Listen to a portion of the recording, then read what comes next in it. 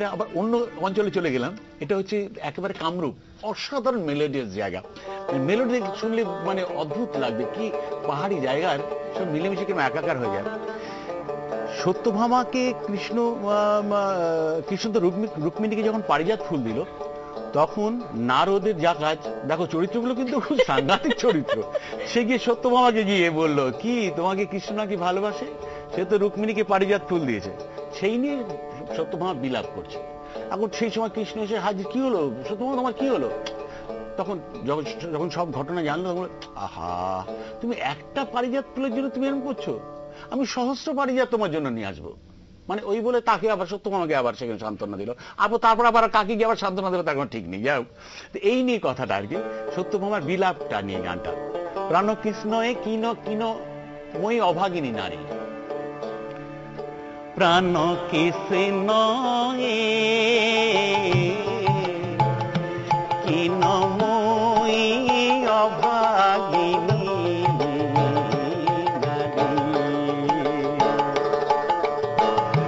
পারিজাত পুষ্প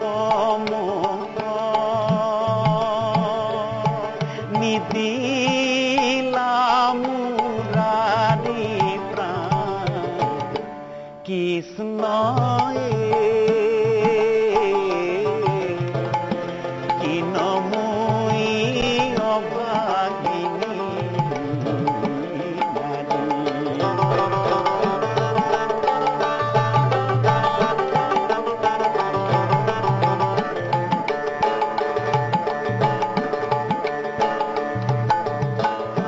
বিলাপ করিয়া কান্দে হত ভামারানী,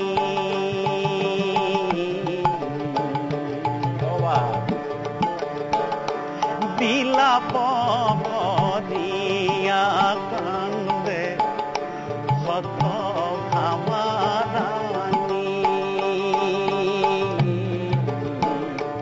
আঠে বেঠে কৃষ্ণে পাছে কোলে লইয়া আমি, আঠে বেঠে কৃষ্ণে পাছে কোলে লইয়া আমি,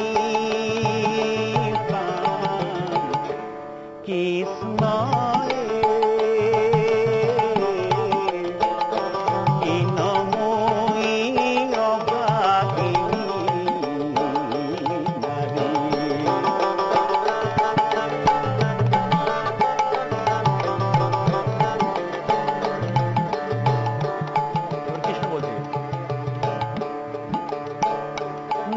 করিবা দুঃখ প্রিয়ে না কান্দিবা তুমি,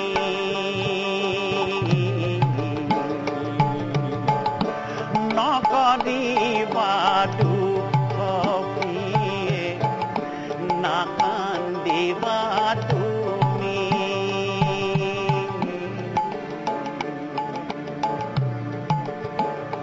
স্বর্গ হন্তে আনি দিব হত পুষ্প আমি,